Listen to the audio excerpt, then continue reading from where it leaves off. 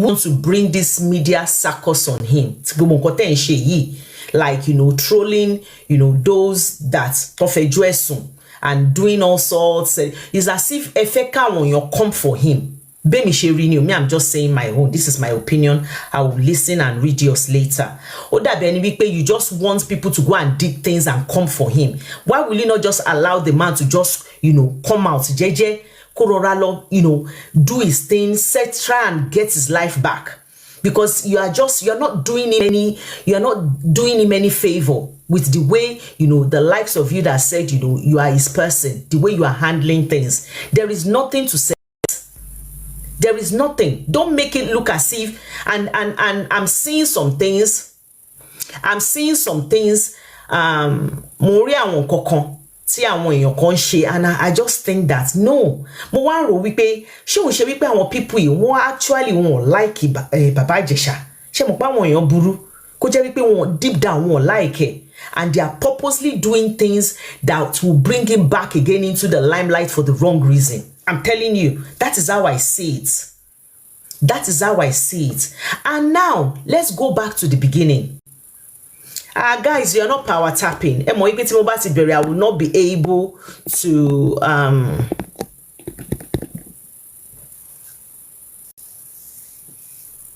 I will not be able to be saying power tap. So I will appreciate if you power tap as I go on, please.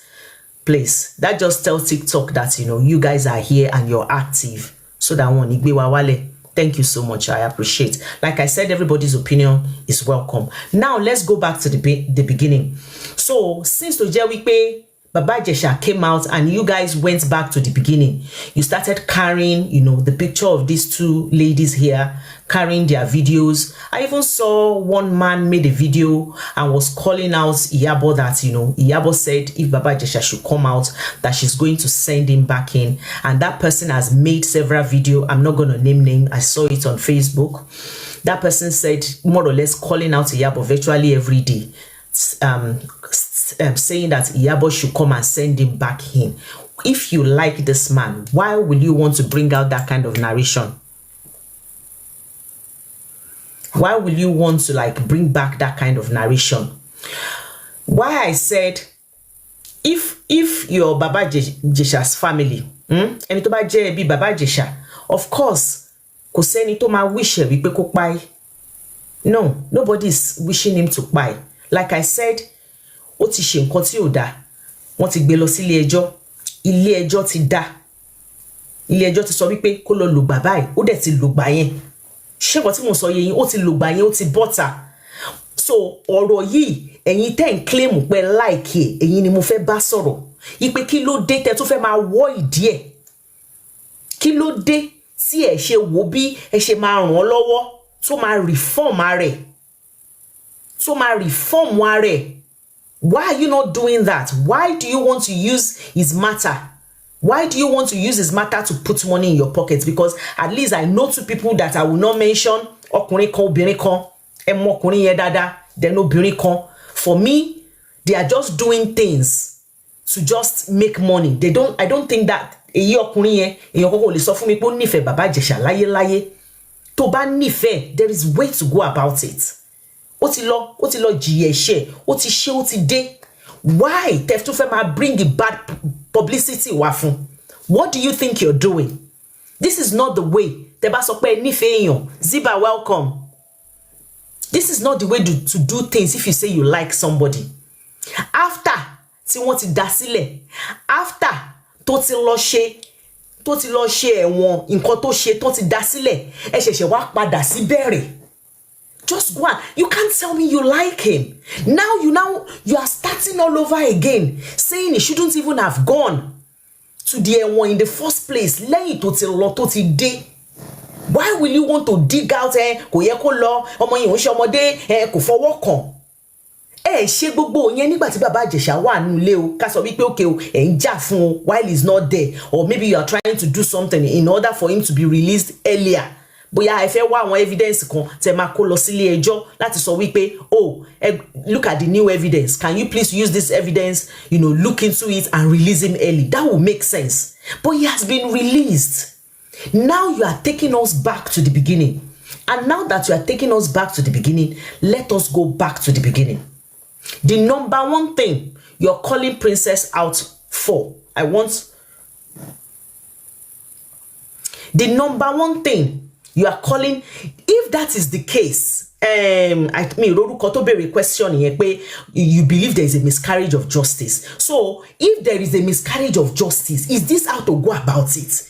Do you not know? Because I am not going to come here and tell you there is no miscarriage of justice because mi ò sí ńbẹ̀. But mo sọ fún yín wípé tẹ́ bá fẹ́ ran èèyàn tó ní miscarriage of justice, the way you people are going about it is not the way to go about it. Ilé ẹjọ́ is evidence based. Is evidence based.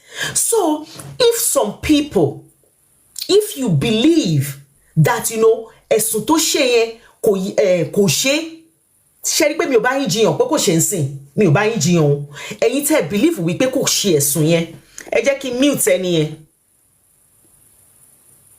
ẹ jẹ́ mute ẹni. You can watch us but you cannot comment since you don't want to do things in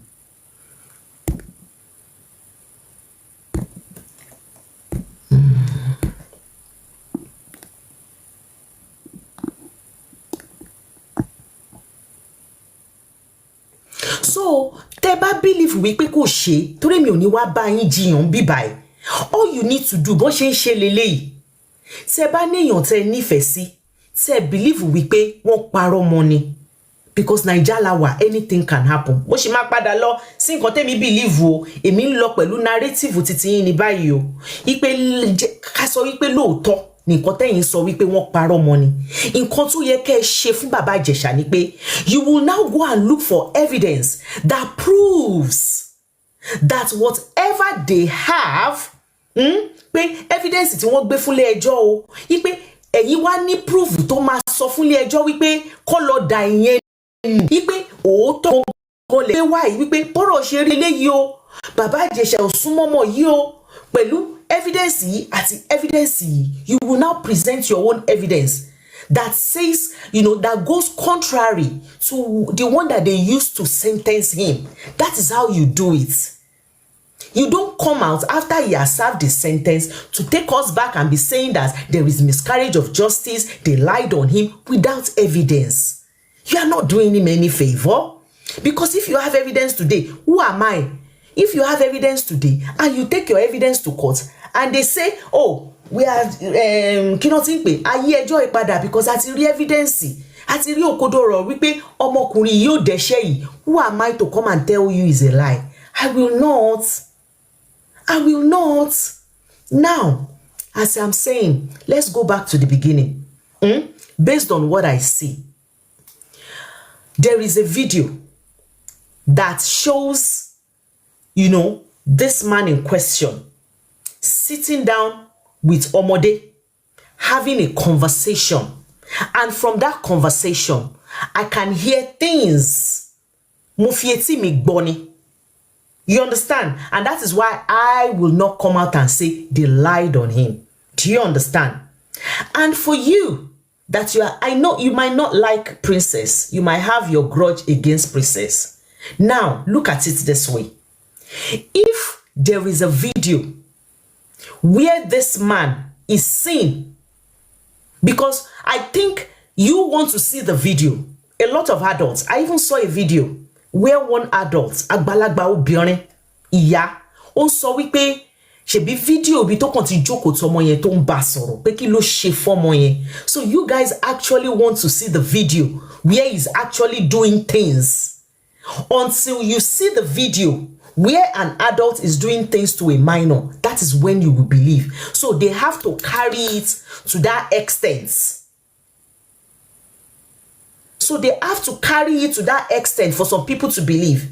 Yes, I saw a lot of adults saying, kí ló ṣe nínú video yẹn, kí ló ṣe nínú video yẹn. De jẹ́ ká máa lo number 6 wa. Tó bá jẹ́ pé ìlú yìí ni. Oh my God. Kí lẹ rò pé, ẹ jẹ́ kí n ṣe example kan fún yín. Ṣé rí mentality ta ní Naija yìí. Do you know how much tó fi kó bó ṣe kó bá àwọn jápa tí wọ́n wá sí ìlú yìí? Do you guys know? In case you don't know, majesty, sharing mentality, si anini Niger, about not, you know, knowing that some things koda, pe nkan ti o da. And because a lot of men get away with it in Nigeria, they brought that same mentality.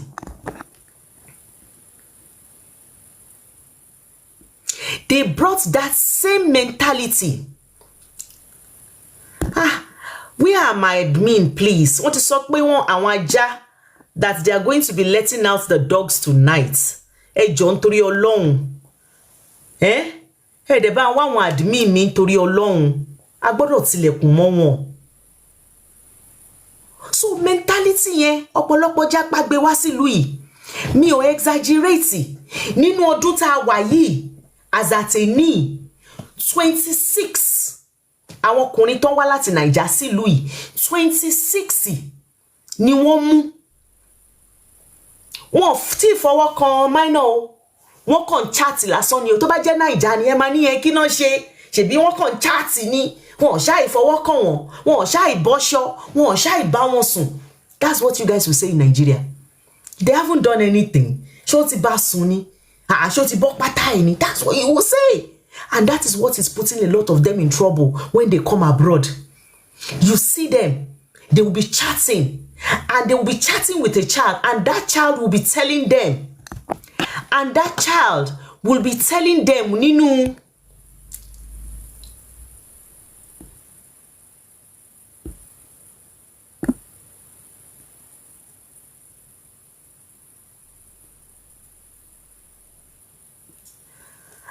ọmọ yẹn mama sọ fún wọn nínú conversation tí wọ́n ní yẹn. Ọmọ yẹn mama ní I am 13, I am 14. Wọ́n dẹ̀ máa continue máa chat pẹ̀lú ọmọ yẹn. Bẹ́ẹ̀ ni mo sọ. Wọ́n dé sí UK, wọ́n ì tí lóṣù mẹ́fà o.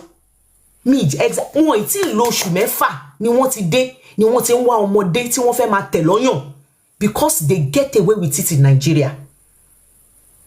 So mo sọ fún yín sí ẹ̀yin tẹ́ bá sọ wípé he's just sitting down with her, ó kàn bá sọ̀rọ̀ ni kò ṣáà tí ṣe nǹkankan. Mo sọ fún yín pé nílùú òyìnbó wọn ì tí rí ọmọ yẹn, kò rí ọmọ yẹn sójú, ó ń chat lásán pẹ̀lú ọmọdé ni. Wọ́n gbé, wọ́n ṣẹ̀wọ̀n. Wọ́n gbé wọn, wọ́n ṣẹ̀wọ̀n. Gbogbo ẹ̀yin tó jẹ́ wípé ọmọdé lẹ like. Mo mọ̀ pọ̀pọ̀lọpọ̀ yín máa wá sórí show mi lálẹ́ yìí o. Mo dẹ̀ fẹ́ kẹ́ mọ̀ wípé èrò máa pọ̀ lórí show yìí. Ẹ jọ̀ọ́ nítorí Ọlọ́run ẹ máa bá mi ṣe wọ́n ṣákám. Ẹ máa screenshot o. Ẹ máa screenshot, ẹ lọ profile wọn, ẹ lọ ya photo wọn o. Ọlọ́run ní jẹ́ kí ọmọ wa gbégbékúgbé wálé o. Ọlọ́run ní jẹ́ kí ọmọ wa gbégbékúgbé wálé. I am not speaking about Baba Ijesha tonight. Baba Ijesha ti ṣe nǹkan tó wrong, ó ti lọ serve sentence ẹ̀, ó ti dé.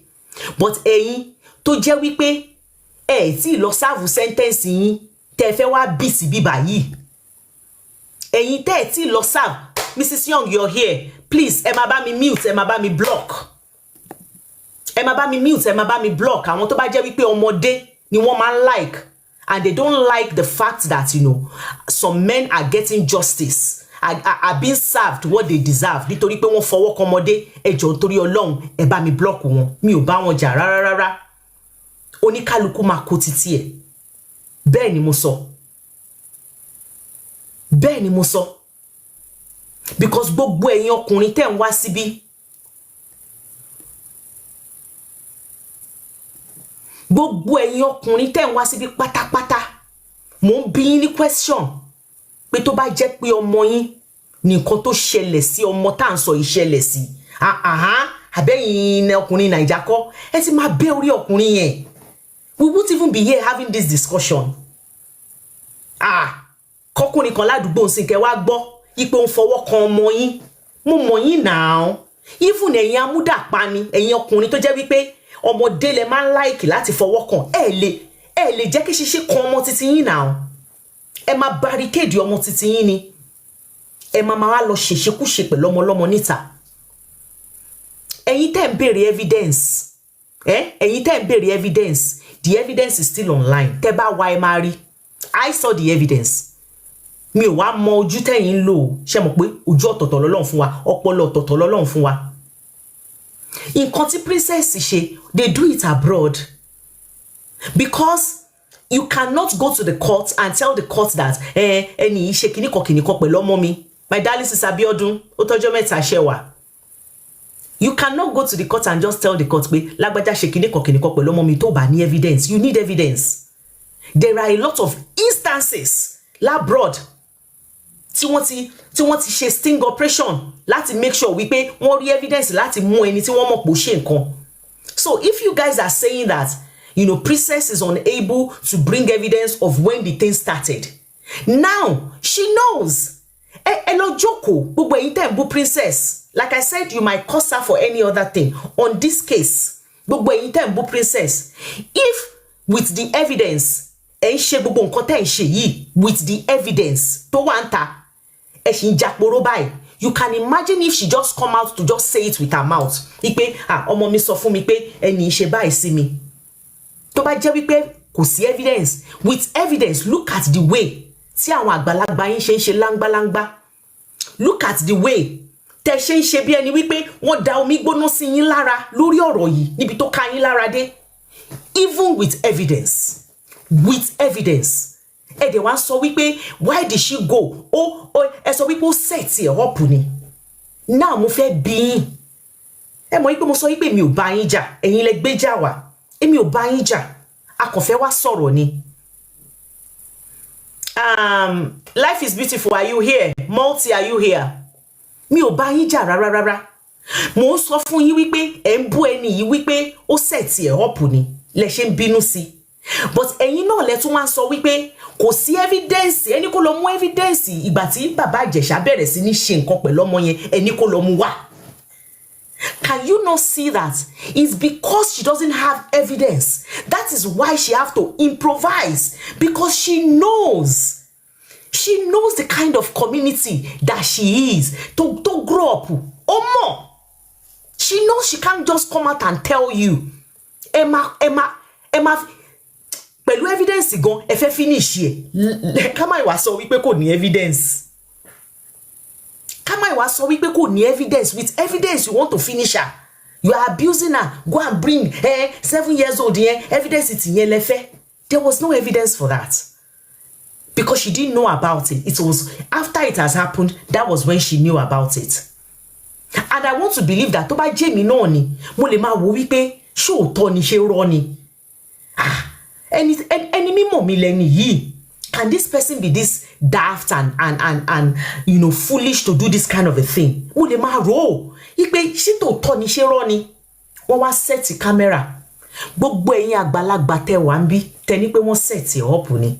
Ẹ jẹ́ n play scenario kan fún yín. Ẹ kì í ṣolè. Wọ́n wá gbé nǹkan sílẹ̀, wọ́n gbé gold sílẹ̀, wọ́n fi camera síbẹ̀. Wọ́n wá ní kẹ́ lọ mú nǹkan wá ń bẹ̀. Ẹ̀yin tẹ́ kì í ṣolè. Ṣebí nǹkan tó ní kẹ́ mú lẹ máa lọ mú. Ẹ máa mú gold yẹn lójú ni. Tó bá jẹ́ pé aṣọ náà ní kẹ́ wá mú níbi tí gold wà. Ẹ kàn rọra gbáṣọ, ẹ kọjá lẹ́gbẹ̀ẹ́ gold, because Ọlọ́run ò fọlẹ̀ sí yín lára. Ọlọ́run ò fọlẹ̀ sí yín lára. You will go there and take what they ask you to take, and you will not take any other thing, because you are not a thief. So the camera tó fi síbẹ̀ tó bá padà lọ́wọ́ camera yẹn. Life is beautiful. You're welcome. Please help me be muting anybody that leaves, any adult that is behaving badly. Just me. I don't want you to block. I don't want you to block. I want them to be able to hear me. So please don't block. If you have blocked, unblock and mute. When you mute, they can still hear us, but they will not be able to vomit on our platform. So that is what I want. I want them to be able to hear me, but I don't want them, if you can't be, to anybody to ba BCB, o ma foriko, o ma farako, o ma foyonko, o ma fili ayeko, bẹ́ẹ̀ ni mo sọ. So mute them, let them hear me, but I don't want them to vomit on this platform. This platform, very neat platform, ni mi ò dẹ̀ ní cleaner. So anybody to ba bi, o ma bọ́ṣu, o ma fi ko ni. So tí bá ń ṣolè, tó bá fi camera síbí kan. Ó dàbí ẹ jẹ́ kí n tún fún yín another example. In the UK now, kò síbi iṣẹ́ tí ò sí camera. There's camera everywhere for your safety as a staff and for the safety of àwọn tẹ́ ń bá ṣiṣẹ́. So let's say you behave badly. Let's say as a carer, wọ́n rí ẹni bí tó ti ń kú ẹ̀ṣẹ̀ sí client yẹ.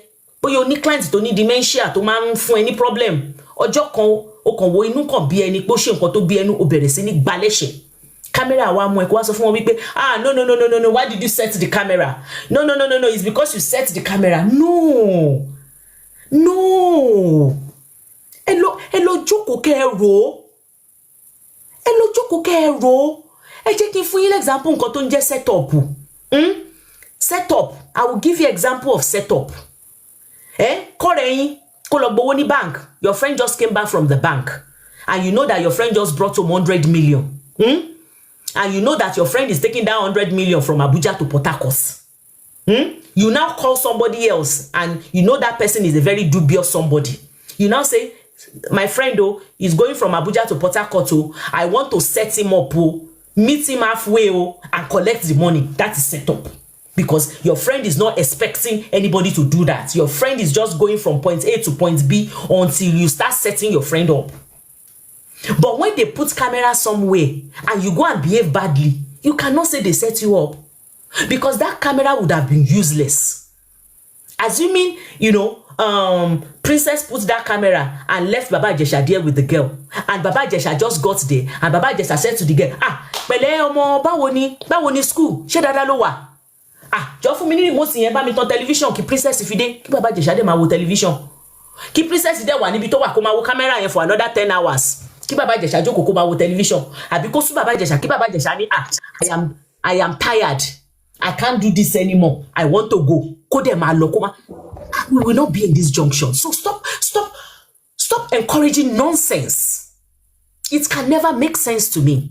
Abiyamọ ni gbogbo wa. Because God forbid, ibi oni deba kankan nínú wa o. Ani tenity ka o. Ani bá ní àgbàlagbà ṣe. We will not associate or be friends with somebody that their intention is not good for us. Because God forbid, we found ourselves there. We will not be thinking like this. I can bet you. Even if Baba Ijesha is your best friend, if Baba Ijesha is your husband, if Baba Ijesha is your relative, is your bestie, you will not be happy. And you will not be angry. If that girl was your daughter and Princess did what she did, you would have been appreciating Princess and saying, thank you. Because if you had not done what you did, there is no way I would have known that this person is a bad person. Mama keep Princess and Mama Sani. But nítorí pé Princess ò kì í ṣe èèyàn yín. Ẹni pò nǹkan ló bí ọmọ, kí ló dé tí wàhálà ẹ̀ pọ̀. Ọlọ́run á ṣe ìdáríjì fún gbogbo wa. Now let me go to that pretty lady in the middle, Iyabo. Sherry. Kò sẹ́ni tó gbọ́n tán. And money. There is nobody that is perfect. Nobody. The only perfect being in this world. Ọlọ́run nìkan ni. Kọ́lọ́run dẹ̀ máa kọ́ di àìmọ̀ṣe sí wa. Ìtara. Èmi gan mo rántí nígbà yẹn. Tó bá ṣe wípé Facebook has deleted all our live videos ni. It would have still been on my page on Facebook. Mo ṣe video èmi fẹ́ bọ́. Tó ká mi lára nígbà yẹn. Ìtara. And anybody can have itara. Because abiyamọ ni gbogbo wa. Abiyamọ ni gbogbo wa. Don't let us wait until something happens to us before we start, speaking the truth or standing for the truth. Don't wait until it happens to you before you start standing for the truth. Ẹ má jẹ́ ká ṣe bẹ́yẹn. Rárá. Hold on. Let me bring my admins up, please.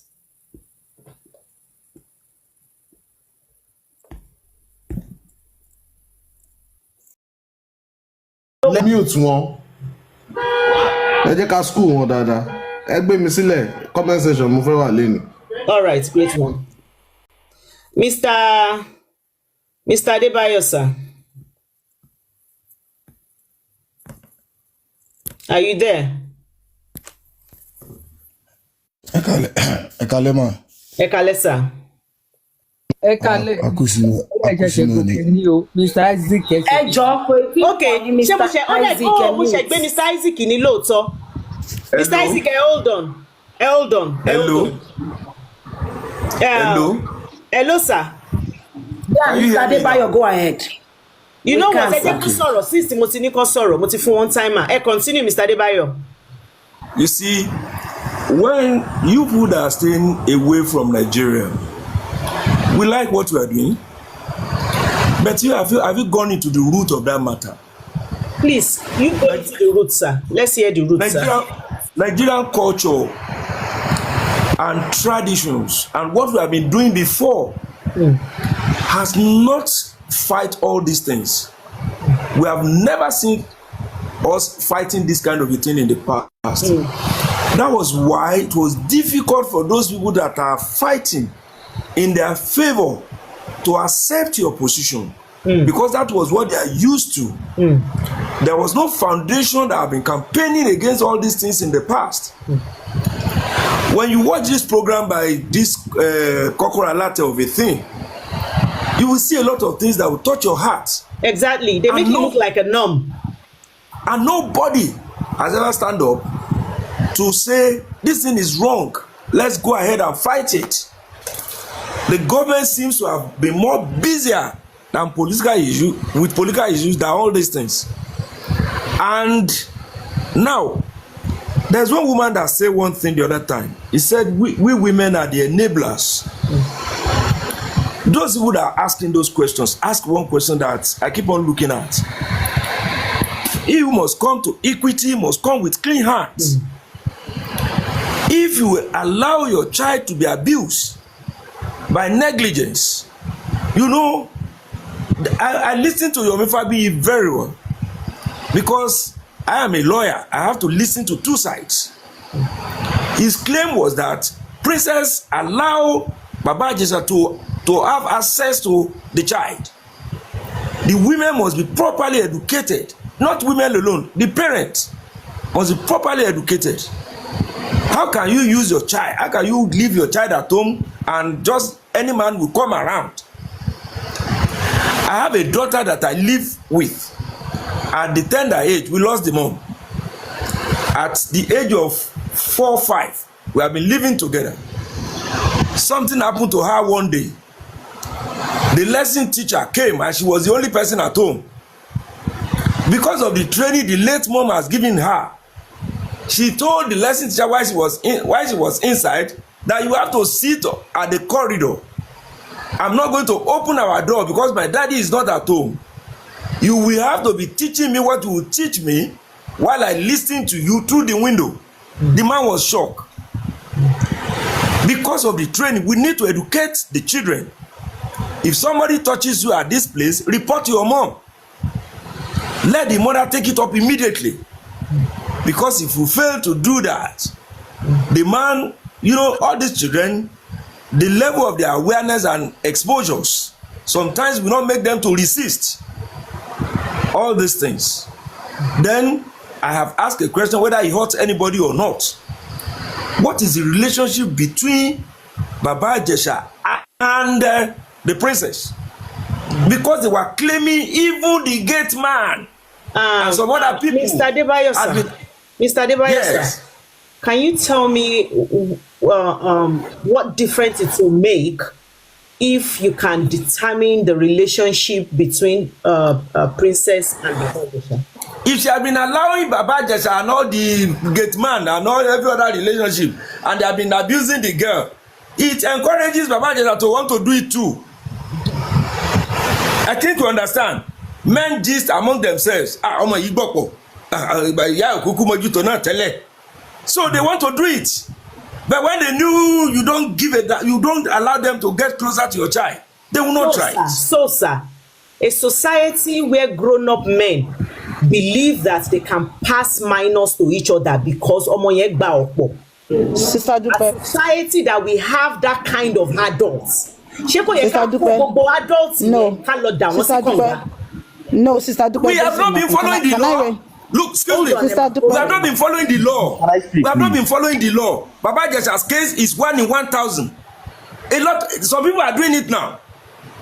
Baba Ijesha's case is not 1 in 1,000. The only reason is because, like you said, the nǹkan tó yẹ kán ṣe wọn ṣe tẹ́lẹ̀ òun ló ṣe dàbí new thing sí wa. Mr. Adebayo, what Baba Ijesha did happens every day in Nigeria. How many people has fought it? That is what you don't understand what I'm saying. And this is why people are not faulting it. You just said it yourself when you came on. You said something that is something that has been happening and people don't talk about. And that is why people now see it as a norm. Please, can I? No, I'm going by what he said.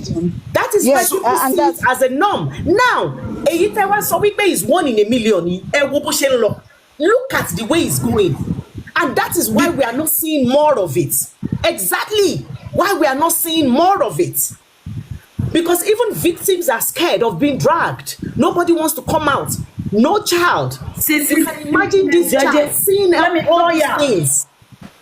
Lawyer, please. John, I'm hearing law you. school, What law school did you go to? I schooled in University of... Listen to me. I schooled in University of Ilorin and I attended Agbani campus. ẹjọ tó yẹ máa ní èmi ni mo drop ẹ ẹgbẹ rubbish ló sọ èmi ni mo drop ẹ. No, life is beautiful. No. He's saying things that are not right here. Life is beautiful. Yes. Àti pípẹ́ tó máa kẹ́kọ̀ọ́ lórí comment section. Wọ́n máa kẹ́kọ̀ọ́ lórí comment section. Let us be learning from the comment section. Because we're stealing rubbish here. Can I say something? Is it my turn now? Wait, you have to wait. Hold on. No, Can I say something quickly? No, anybody to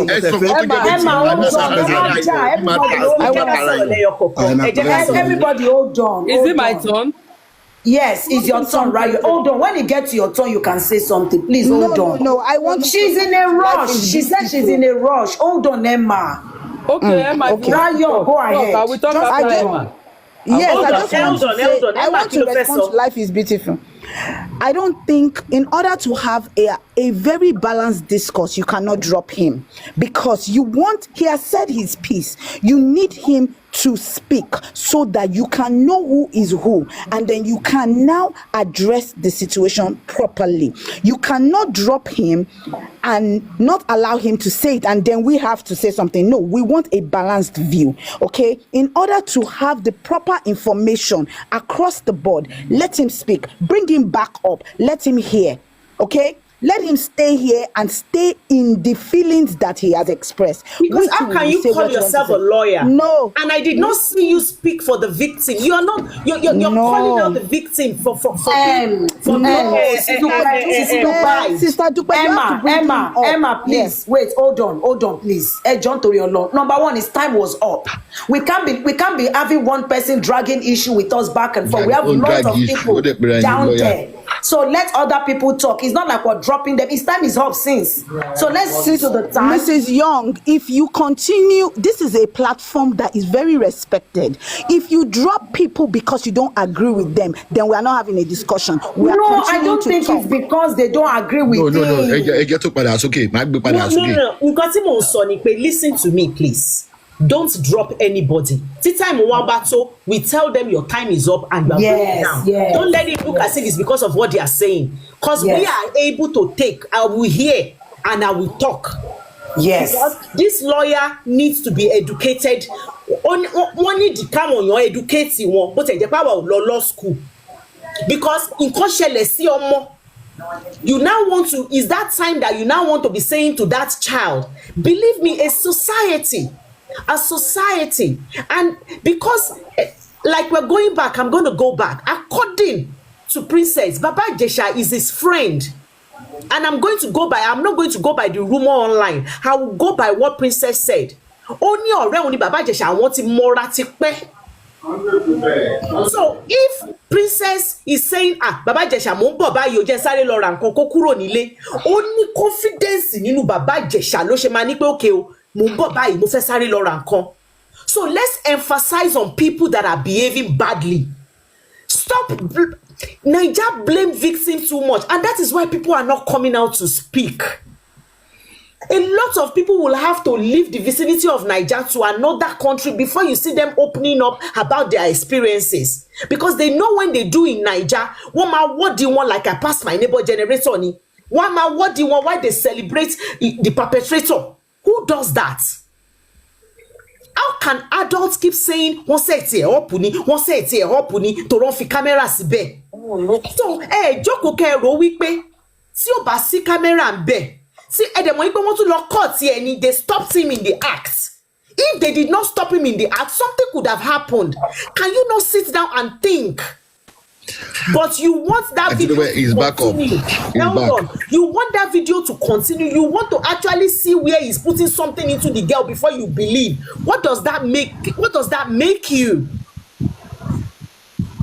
That is why I asked. Nobody is saying. No, Mr. Nobody is saying Debayo, Ijesha did not abuse that girl.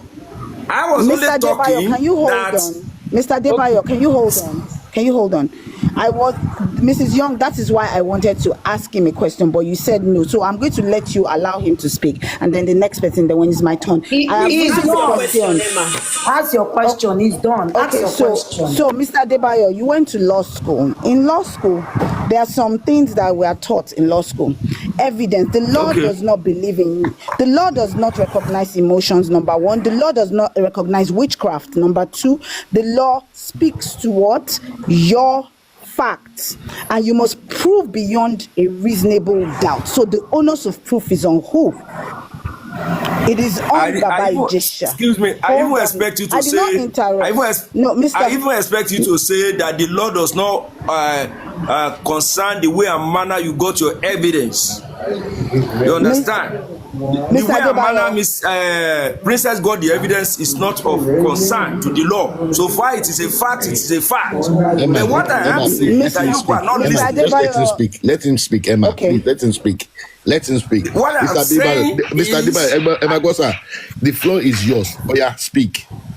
What I'm only saying is this: that this thing happened, we got to know. What of a lot of it that has happened that we didn't know? What are we doing to make sure that this thing does not happen again? Is happening. What are the people doing? Mr. Debayo, I want to call your attention to one thing too, because you mentioned that parents that allows tighten, they are not strict to their children, and they are not making their children outside savvy. What about fathers that are doing it to their children? How will the mother protect a father from the children? Does it interest you that in Saudi Arabia and some other Islamic country, if Baba Ijesha would have been a dead man by now? Thank you, sir. Yes.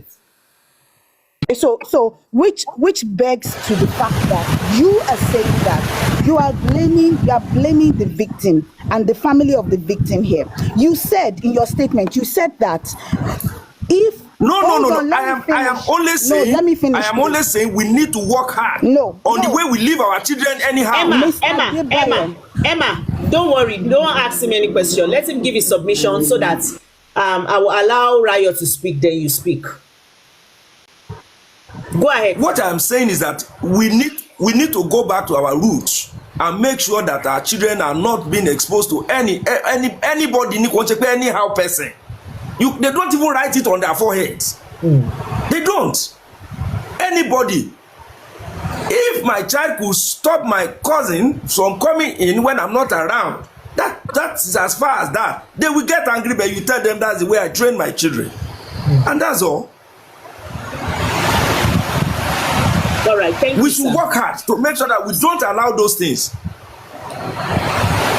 Me, if I become a judge today, if I'm a rapist, I swear to God I will not forgive you. There's nothing like forgiveness in a rapist, because you can see women anywhere. If you work hard and you make your money, go and use it to look for women. Why must you rape another person?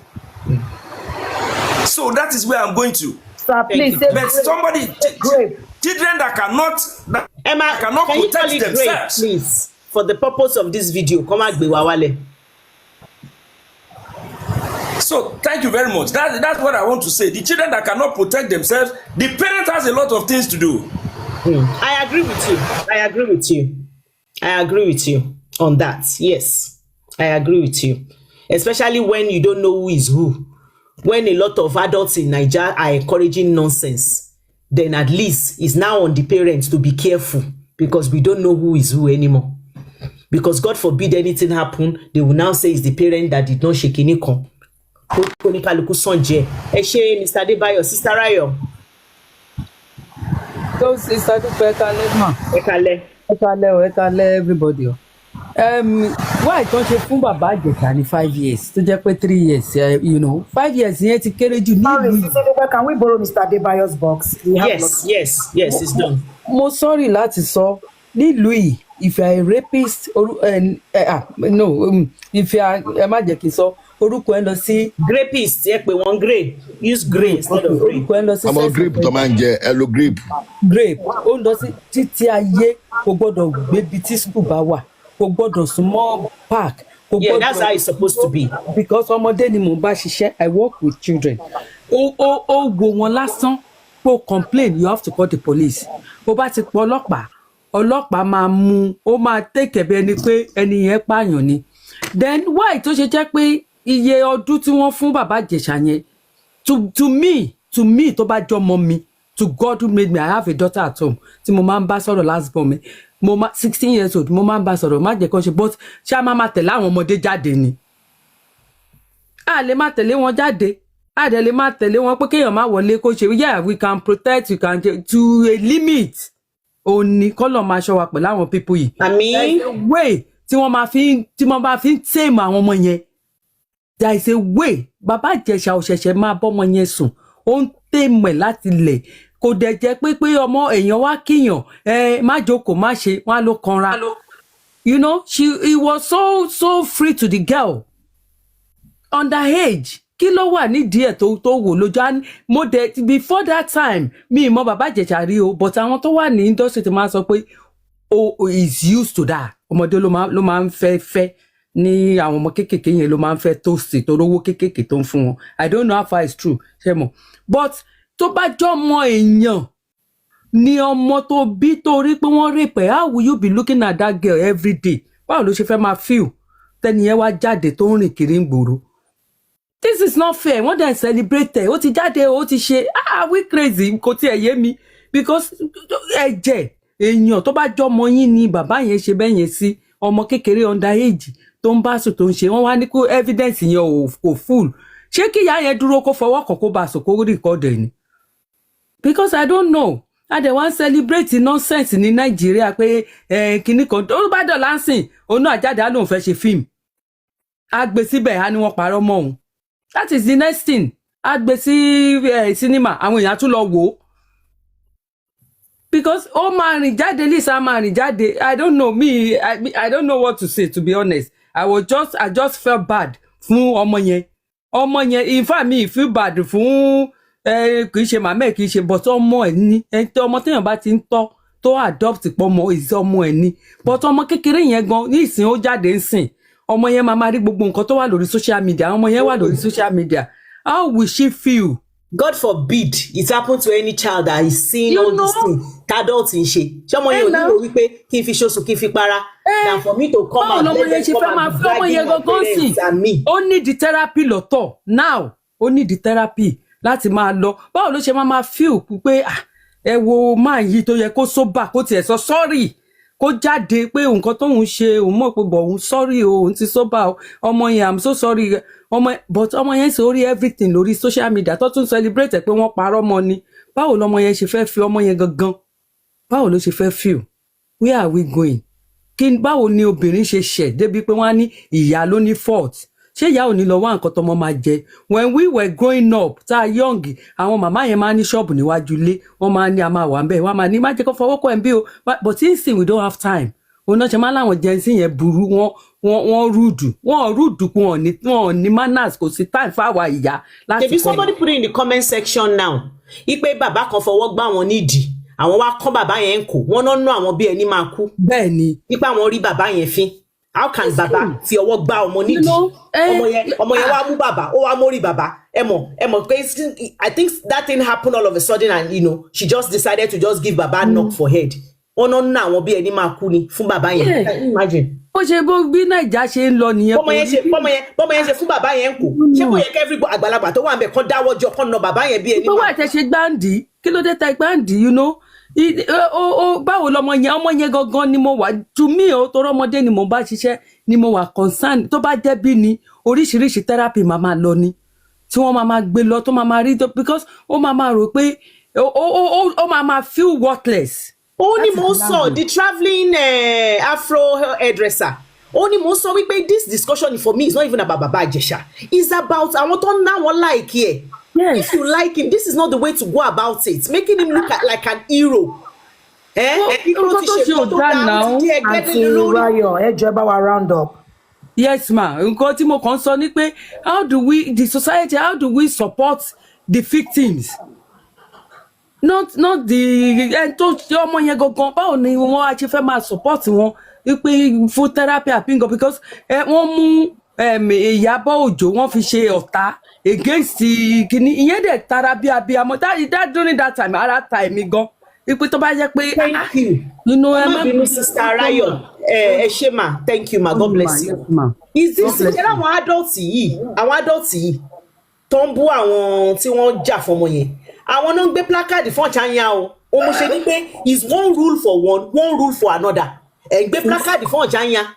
SisDupe, can I speak? Emma, wait. Nítorí pé ẹni tó ṣe tọ̀chányá ó ṣe débi tọ́mọ yẹn ti páì so ẹrù ọmọ yẹn torí yẹn ti páì ìyẹn need the justice àmọ́ eléyìí tó jẹ́ pé wọn ò tí ì ṣe débi tí ẹ̀mí ẹ̀ ti bọ́ ìyẹn ò need the justice. SisDupe, Emma, I want you to speak, but I want you to hear this so that you can speak on it. Let Mr. Isaac go ahead. I want you to hear his submission because I know where you go. Mr. Isaac, sọ̀rọ̀. Ẹ kálẹ́ sà. Kò sẹ́ni tó support Baba Ijesha. Nobody on earth. No, speak for yourself, sir. A lot of people did, sir. Yeah, èmi ò support you. Yes, sir. That's good. Then he has gone for this punishment, and then he's back. And then, according to Conti, the remaining one is for the government. For the government to decide, bí wọ́n ṣe máa rehabilitate here. For the government to decide, bó ṣe máa move. Nigeria ti bàjẹ́ dé stage kan tó pé individual ló fẹ́ máa dictate fún the government máa ṣe. And then ìdí náà pé gbogbo investigation tó máa ṣe Nigeria sometimes is being influenced by the top people. Àwọn kì í follow dual process. Ọlọ́pàá kì í ṣiṣẹ́ wọn bí ẹ̀kan ṣe ṣiṣẹ́ yẹn. Àwa di pé ẹni tó bá mọ̀ èèyàn yẹn máa jẹ jù, and which is very very wrong. The so-called Baba Ijesha, the way táwọn tá fi ń pe lónìí pedophile gbogbo file. This so-called Baba Ijesha has been to the Dublin before. Ó to wá abroad rí, and there's no record of that. At least ibi tó jà máa ní sí abroad. Mr. Isaac sir. Ẹ jẹ́ kí n sọ̀rọ̀ o. Ẹ jẹ́ kí n parí ọ̀rọ̀ mi. Téèyàn bá ń sọ̀rọ̀ ṣe bó ń fetí ara ẹ̀ gbọ́. Ẹni ó ti wá abroad torí kò ti ṣẹlẹ̀ abroad, so that nullifies èyí tó ṣẹlẹ̀ ní Naija àbí ẹ̀gbọ́n tó fẹ́ sọ. Jẹ́ kí n parí ẹ̀ mọ̀. This man báyé sọ lẹ́kan mọ́mì kan jáde lẹ́kan wọ́n ní ó ti ń ṣe tẹ́lẹ̀ ó ti ń ṣe gbá kan tẹ́lẹ̀ we all agreed lórí kan tó gbé jáde fún wa, and he has gone to the prison we all agreed. Nobody supported that, but this so-called man tako wa pé nítòótọ́ bá ṣe ní wọ́n ṣe sọ báyìí ni. He has been to Dublin. He has stayed there for many months. He has, I think, ọmọ kékeré wà ńbẹ̀, arúgbó wà ńbẹ̀, kékeré wà ńbẹ̀. Gbogbo kìíní wọ̀nyẹn. And then, when this man came, according to Princess in àwọn olóran lọ school, they invested on him so much. And ọmọ sọ kan wọ́n ní show me your friend. And tell me, Yorùbá máa ń kó fọ̀rẹ́ wọn mi. If I'm having a friend of 1 year, my study ekito mo pé iṣẹ́ ọ̀rẹ́ mi lélẹ́yìí, because tó bá ṣe nǹkan I'll be hold responsible as a corporate. Pé tó bá ṣe nǹkan yẹn o tí nǹkan bá fire ọmọ amórúkọ mi mọ̀ pé àti rìn náà àti àmọ́ ẹ̀mọ́ náà pé ìwọ ló wà pẹ̀lú ẹ̀. So ẹni tó bá dé mọ̀ o lè bá rìn. So by so doing a máa mú ẹ mọ́ra. If it's an advanced country, at least àwọn social worker máa wà involved. Wọ́n máa ṣe thorough investigation. Àwọn ọlọ́pàá máa ṣe thorough investigation. kilo wà láàrin àwọn méjèèjì, they will do a thorough investigation. Kì í ṣe níta kan kí ta kan àwọn kankan kí lè social media kéde kan wà jẹ́lẹ̀ gẹ́gẹ́. They will not be like that.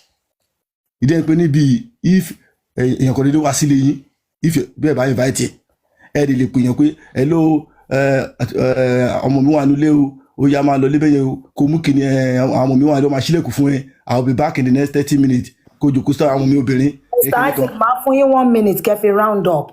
So it's not possible. So sentiment àti pé tàbá ti like èèyàn kan jù láti máa ti gun kan bọ Nàìjíríà. We all know this man is a pedophile, is a king, all at the understand. Hold it at least and máa lọ sínú ẹ̀wọ̀n for 5 years with his career derailed. Ṣé 5 years ló lò lẹ́wọ̀n ni? 5 years ni ibi kini president wọ́n ṣàlàyé náà àbí wọ́n ṣàlàyé fún wa lọ sẹ́wọ̀n. Ẹ pé àmì jáwé president ṣàlàyé is analysing it according to the government because she analyse here. I think I was watching yesterday. So ibo lẹ dúró sí báyìí gangan. Kí lẹ́yìn sọ ń sìn pé ẹ ó pé kò ṣe rí pé èèyàn kan sọ pé ó ti ṣe rí pé èrò pé ó ṣe rí. Tell me so we all agree that this man has done it. Okay, sir. We all agree that this man is back.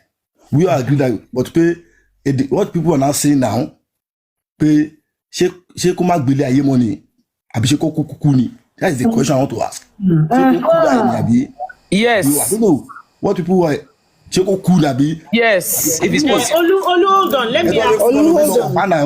Mr. Isaac. Isaac. Yes, you go carry gun and kill the man. Mr. Isaac, I want to ask you a question. If somebody does that, God forbid, to your child, kí ni feeling the man ní fún ẹni yẹn? What will you think? What will you hope? Kó ṣẹlẹ̀ sẹ́ni yẹn? God forbid. God forbid.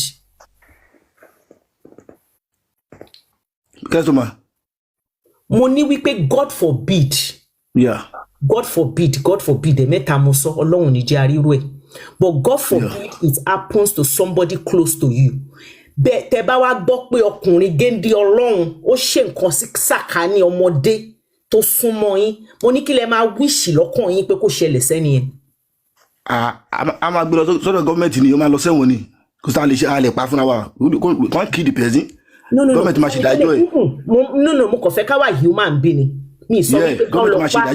But mo sọ fún yín wípé ṣé tẹ́ni yẹn bá wá jáde, God forbid, tó bá ṣẹlẹ̀ sí sàkání yín, tẹ́ni yẹn wá lọ fún ọdún 5 tó wá jáde, ẹ jọ̀ọ́ ṣé máa join àwọn tó ń ṣe káàbọ̀ congratulations.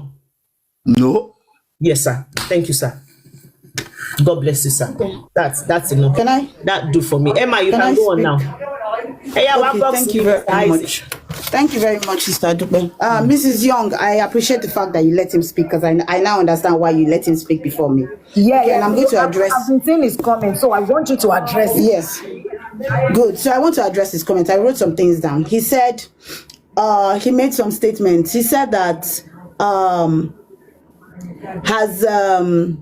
that Mr. What's his name? Ijesha has been to Dublin.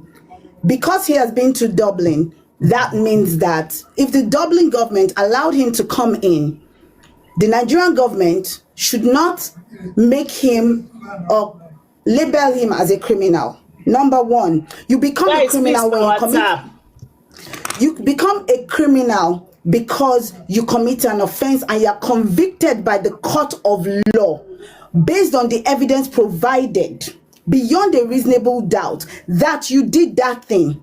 Okay? Number one, he did what he was accused of, and he was convicted by the court that he did that thing. Now, in the society that we live in, we are not a record-keeping country. That's number one. Or better still, I will go out on the limb and say that we are not a good record-keeping country. Pin that. He said that we should blame Princess for being friends with Mr. Ijesha. Now, good company corrupts, bad company corrupts good this thing, right? If I am friends with somebody does not mean that I do the thing that person does. Now, if I continue to be friends with that person, knowing that he's doing something bad, then you can use that statement of blaming Princess. You will never blame Princess. Princess can never be blamed for having a child in our own house, for being friends with him in our own house, okay? We are going to continue to blame the perpetrator, Baba Ijesha, because Baba Ijesha saw a child, and said he will not be an adult and a responsible one at that. He crossed the line and went and committed a sexual offense against this child. Then he also broke the rule of law that you did not think about your duty of care to that child. You went and assaulted that child sexually. You were caught in the act. So yes, you are wrong, Baba Ijesha, and you have committed an offense against humanity because you have committed an offense against the child. We will never blame the victim because we need more people to come out and speak. The mother of that child was doing what she needed to do based on the fact that everything that she had. Are you going to say because I'm walking down the street because I'm wearing a miniskirt, you have the right to come and assault me? No, you don't. And this is why catcalling, it should be an offense. It's absolutely ridiculous that in 2025, we have people that will sit down on the internet, a beautiful tool, that you will say that it's okay and you will blame the victim. A child. I'm going to repeat it again. A child. Okay? Then he said, should we not continue to allow him to live a life? No, he is not allowed to live a life. After serving a jail time, you cannot live a normal life. The effect of your crime lingers. That is why we have a sex offense registry in the United States, because we need to let you know that you cannot hold a job with children. You cannot hold a job in certain places. You cannot be in a park, anything that is close to a child, anything that you cannot be in a home where there's a child. The Federal Republic of Nigeria needs to set up something that does not allow a person to continue to live like life is okay, because that victim continues to experience the trauma of being sexually assaulted as a child forever. There is a trigger at certain times. So no, Baba Ijesha cannot continue to live. If we have a good record keeping system, he cannot get a visa he cannot get a visa to countries. Period. Thank you, Emma. He must stay in the Federal Republic of Nigeria and experience the trauma that he has caused also. This is not about boy or girl. This is about anybody that has been sexually assaulted by any adult. And anybody, even their mates. Please. Thank you, Emma. Big Flux is next. All right. Big Flux. Yeah, okay, thank you. Good evening, everybody. So, the fact that we are even arguing about this thing speaks volume about the kind of community we have in Nigeria. You know what I'm saying?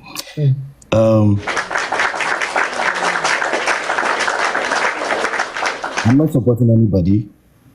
I'm a father. I'm a young father. I'm in my late 30s. And I have 2 daughters. So now I live in Canada. More understand. Yeah, one boxer. I want to go abroad. Reason to want she was agitated. Hold on, don't carry somebody. I want to carry Adediwura. So I would say, when this program started, I went back to YouTube to watch that video, what he actually did. So, and you don't record video and so she might not delay. Because they said the girl is 14 years old. Moi will be okay. Any inkling be developed, you know, in terms of the part of the body.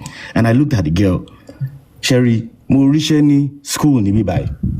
I'll tell you, I got the job as an education assistant. I could not do it because of the things I saw. Tebari almost 12 years ago, you develop. Hey, this oh God. Are you kidding me? Tebari almost me, I don't want to say something, but the fact that Sherry, anything one like that. Táwọn tó wà lábúrò bá sọ àwọn kọ̀ọ̀kan fún yín. Kò ń ṣe pé wọ́n yé tìyín àbí nǹkan tó rí lọ fi ń sọ̀rọ̀. And we are trying to make you people learn to know some things. So because you went to school somewhere, you are educated, whatever. I had master's degree in Nigeria before I came to Canada. It does not want rate. Oh, you have to go back and learn in their own country. So don't tell me because you're educated in Nigeria, you know a lot or you know. Bro, that is not an excuse. And whatever is happening between Baba Ijesha and the so-called mother of the child is none of my business. As a leverage, what does that? It is none of my business. The fact that what I watched in Kotimu, she said told us 14 years old for the fact that we move towards it, does it make it right? Are you joking? So come and try it here. Because I'm going to run my head alone today, that is not an excuse. Anybody. So that is what is happening. So if you feel like what the guy did, maybe the justice is a bit partial. For now, that is not an excuse. But the fact that what I saw, the video, the hack that was in place, what the man did, he deserved the punishment that he has gotten. And that is it. Thank you, Big Floss. Thank you. Taloma Sorenest. Ajia. No, Arike before Ajia. No, Arike before Ajia, then Olu. Arike. Àwọn wá gba ìsìn ni, Aunty Arike. Ilé mọ̀, Mrs. Young ẹ̀dẹ̀ má bù lálẹ́ yìí o. Ẹ wò ó ga. Kéèsì yẹn lágbára. Mímọ̀ kọ́ sáwọn èèyàn jubilate fàtẹ́ kọ́ mo ti lórí FYP. A lot of people want to speak, so let's do 3 minutes. So, because yes, mo ti lórí FYP. Mímọ̀ kọ́ tó ń jubilate fún, mímọ̀ kọ́ táwọn èèyàn tí wọ́n dùn fún. Ó yẹ káwọn èèyàn gan máa scared nsìn pé ó tútù jáde báyìí sìn, àwọn ọmọ ọlọ́mọ báyìí sìn ládùúgbò tó gbé tó ń wà sìn, kọ́ máa tọ ọmọ wọn mọ́nú lé ni. Because mímọ̀ kọ́ fídófà yẹn ń ṣẹlẹ̀ láti Nàìjíríà táwọn èèyàn dẹ̀ mọ̀, táwọn parents ò mọ̀. Kèmi gan forúkọ bòyàn kan láṣìírí lára mi tó yẹ pé ó ṣẹlẹ̀ sí kékeré tó yẹ pé kò lè sọ ẹni yẹn bí friend mọ́mì ẹ̀ lẹ́ni yẹn máa ń wá tó bá ti wá sínú lẹ́bẹ̀ yẹn gbà yẹn tó ní Nàìjíríà kékeré gbà yẹn tó bá ti wá mọ́mì àní àdó sínú lé jẹ́ kí n lọ ṣe nǹkan á bọ́ta wọ́n nílé náà lọ́wọ́ ẹ̀ náà wọ́n nílé lọ́kọ́ lọ ṣe nǹkan ó máa scared but torí ẹni yẹn a máa ní kọ́ ọmọ yẹn máa ṣe oríṣiríṣi a máa mú lẹ́ẹ̀sọ́ ọmọ yẹn nígbà yẹn Nàìjíríà kí ni yẹn common àwọn parents go rí àwọn èèyàn ò rí but princess yìí sìn torí pé princess jẹ́ èèyàn kan tó yẹ pé òun náà jẹ́ èèyàn kan tó yẹ pé ó wà careless yes n sọ pé ó wà careless ni wọ́n ti mọ̀ pé princess pé kò ṣe èèyàn kan tó ráyè wọ́n fi lo kíní against ọmọ ẹ̀ pé jẹ́ ká òun náà kúkú máa ń ṣèranù kí n lò bẹ́ẹ̀ náà pé wọ́n á ń ṣèranù pé ọmọ yẹn náà ti ń kọ́ ọmọ yẹn ní ìranù nǹkan tó fi tí bàbá jà fi ṣe kíní ẹ̀ fún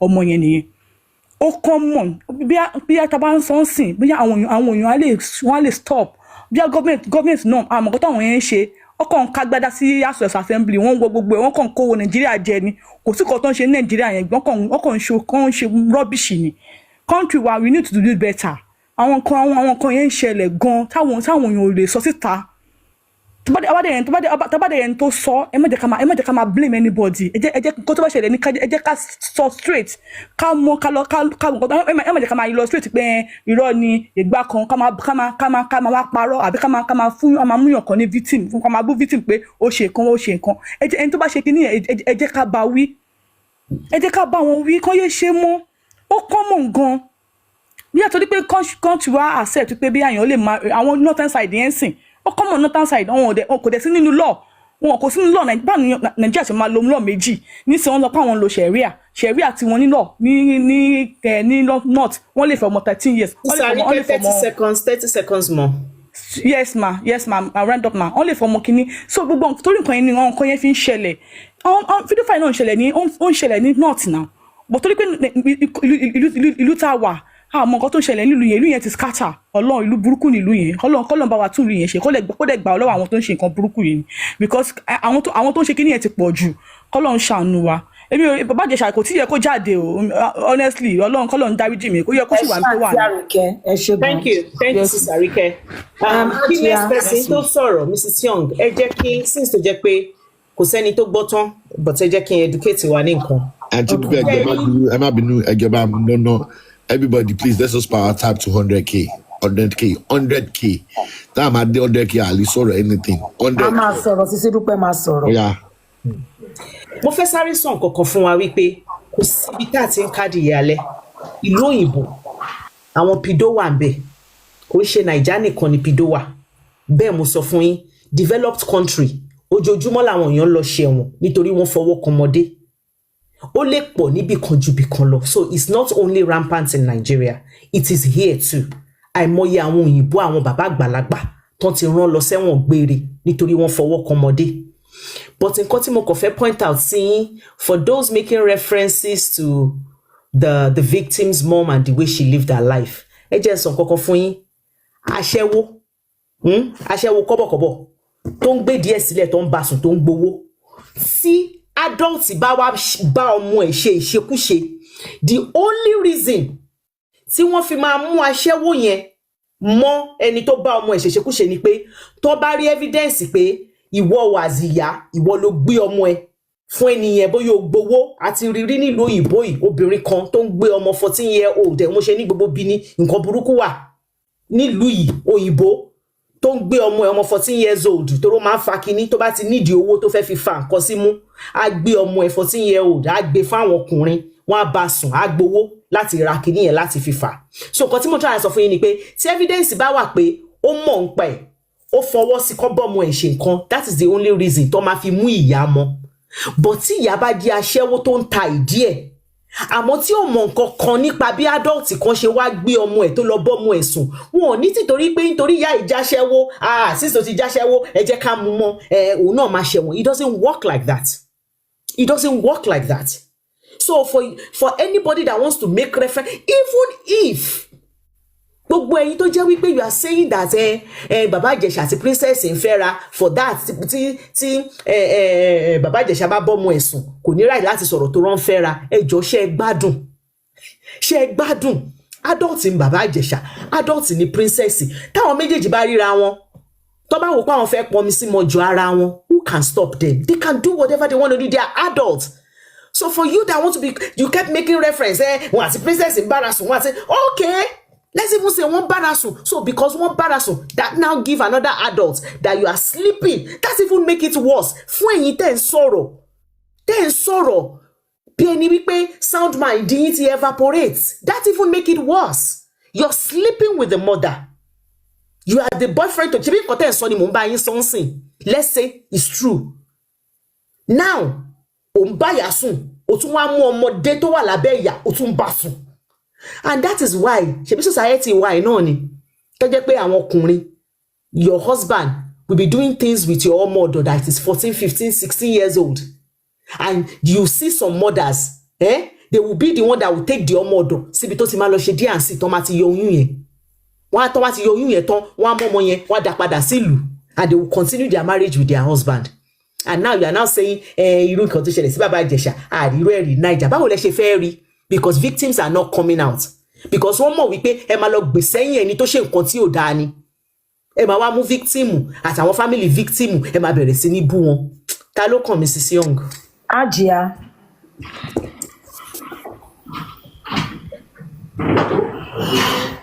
Ajia ṣe wà ń bẹ abẹ́ wá gbé èsì. wọ́n á gba èsì ni. ẹ pẹ́ lómi. Olu should go then. Platinum Queen. Hello, everybody. I just want to say that I'm not surprised by the thinking. I'm disappointed. And that's because of the kind of society that we live. We live in a very religious, but very, very, very spoiled, very disgusting society, right? Please mute me, Mr. Obi, Mrs. Olamide. We live in a very nonsense society. I'm not surprised. We have churches, we have mosques. Intoro ìyá mi sí lọ́la I mean yesterday as some people were say ìyá èèyàn ni ìyá èèyàn jẹ́ ṣẹ́yìn so-called abiyamọ tẹ wà ní comment section then support rubbish pé ṣebí he has done 5 years now ẹ̀yin náà máa kara yín tó bá ń ka abiyamọ ẹ̀yin náà máa jókòó right ẹ̀yin náà máa dìde pé abiyamọ ni some of you are useless and your children will not be able to come to you to tell you what is going on because of the rubbish then sunny comment say after all you are sad 5 years no if you grape somebody you deserve to pay for it for the rest of your life and that is what they do in sane countries. Thank you. Thank you, my Olu. Thank you. And before continuing, please, I want to just tell you. Follow box again. People are saying it's a setup. My child walks up to me and say, "Mom, your friend that is visiting you is touching me." I cannot just go and meet my friend and said, "Oh, my child say you are touching him," when there is no evidence, right? I need to get evidence. And how do I do that? Look for ways that I know. Now that my friend comes to the house to make sure my child is not lying. My friend comes to the house, and I'm in the house. I left my daughter in the sitting room, and the friend came and sat beside. Yes, we've seen it. It's not about, did you have the evidence? We saw the video, and my friend started touching my child erotically. And this same man, when he went to court, he admits to it that he was doing it. And you're telling me that is a setup. Do you know what they call a setup? Setup would be where I will say, my child, when this man come, sit on his lap. Sit on his when lap. Caress him. Let me get this thing. That is what they call setup. Yeah, and you manipulate the video. Exactly. But this girl did not. The girl was sitting down on her own on the chair, and you moved closer to her according to the video we watched. And you even took her to the kitchen away from. Are you one is set up. Sherry Elomi inú yín ọrùn àpáàdì yín báyìí special ni. Ọ̀nà èṣù gan gbé sa on gbé dansaki fẹ́ lomi torí Elomi inú yín èṣù ni. Ẹ̀yin gangan lè. Ta ló máa sọ̀rọ̀ next. Platinum Queen, go ahead. Platinum ṣé àwọn ni àbí Sister Yemi? No, it's Platinum Queen. Platinum Queen, please give me 1 minute. 1 minute.